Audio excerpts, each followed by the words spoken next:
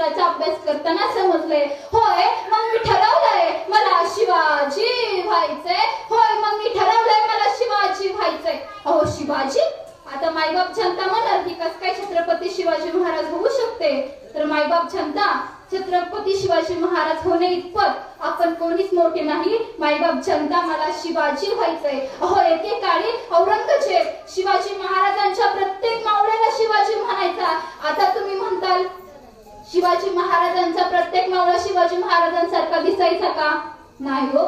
महाराजांसारखा दिसत नसला ना तरी त्यांचे गुण अंगीकारत होता, त्यांचे विचार आत्मसात